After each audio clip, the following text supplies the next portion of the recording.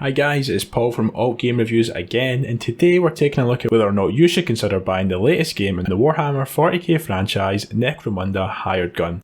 Make sure to subscribe to keep updated with all our future reviews and drop this video a like.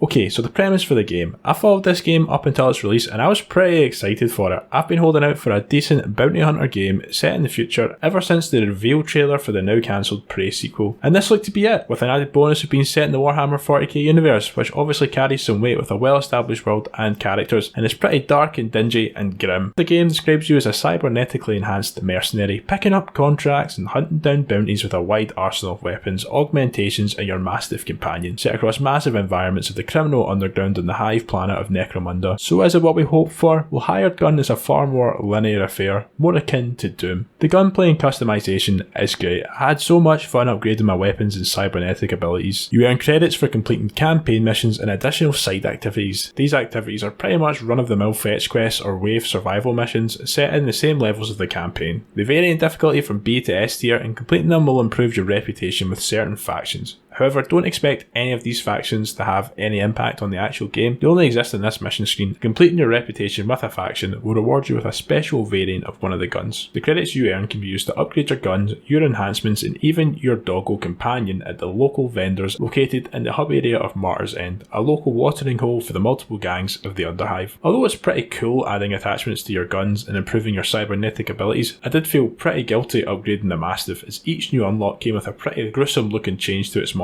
It would have been cool to see some progression with your character as you unlock new abilities. However, you pick a look at the start of the game and it remains the same. The gunplay definitely takes some inspiration from Doom, but is sprinkled with some extra movement options, a pet companion, and the previously mentioned cybernetic enhancements. These range from bullet time and auto aim to powerful laser blasts and shockwaves. There are even some similar quick time kills in the form of takedowns. These are pretty cool, but I don't think they pack quite the same punch as the Doomslayer. The sound gets a little lost in the mix with the surrounding chaos. So let's talk about more positives with the game. It looks amazing. The developers really did the source material justice here, with monumental factories and transporters to freaky cyber churches and lost cities. My favourite level was around halfway into the campaign. It's essentially the battle for Helm's Deep, but with a gothic cathedral and giant orcs in mech suits. The sound in the game is also brilliant, with heavy metal keeping the tempo fast during gunfights.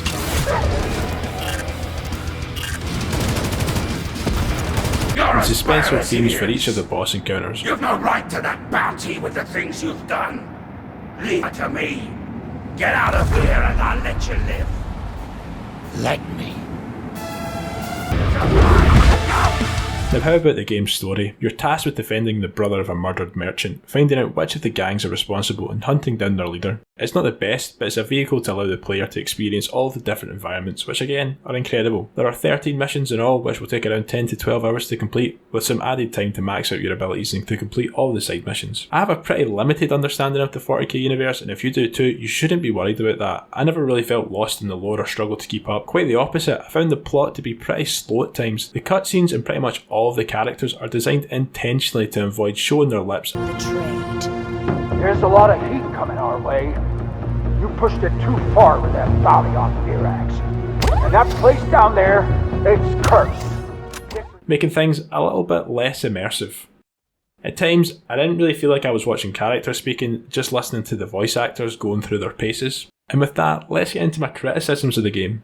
My experience with it was quite a buggy one. The game did crash on me more than a handful of times, and the stuttering was pretty frequent during my first couple of hours. The video settings were set on ultra on my PC using auto detection, however I did drop these down to medium to control the stuttering. I had to disable a couple of other features, and this did help to keep everything stable for the rest of my playthrough. I've heard it's even worse on console. There has been a patch which hopefully fixes it for people, but I was playing it as recently as 2 days ago and I was still having issues. I think the game could have just been so much more. At its core, it does everything right. The gameplay's fun and it looks great. The story isn't the best, but it serves its purpose. Some added polish and depth to the customization as well as the side activities would have really set this game apart. It's fine having a few costumes to switch between, but it would have been much better to allow the player some freedom in the appearance of their bounty hunter. Some variation in the side missions also would have been welcome. They're a bit of a slog with the same cookie cutter objectives: destroy 5 ammo crates or 5 turbines or save 5 hostages. I would have loved some actual bounty hunter contracts with some sandbox environments to try different playstyles. Although there's a variety of weapons with snipers, machine guns and even silencer attachments, the only viable playstyle is just balls to the wall, shoot everything until it's dead. So to wrap up the video, what's my recommendation for Necromunda Hired Gun? Well, it's a bit of a tricky one. I definitely did have fun with it, however it did come with some annoying bugs and it wasn't the full package I expected it to be. Taking into account the buggy launch and some wasted potential with the story, I don't think I could recommend buying this one straight away at full price. I think it's a sale purchase for sure. But what do you think? If you played Necromunda Hired Gun, and do you agree or disagree with my thoughts? Let me know down in the comments. And listen, this game got me really interested in the Warhammer franchise again. Comment below if you'd like to see any more of the games reviewed. Alright guys, thanks for watching. Cheers.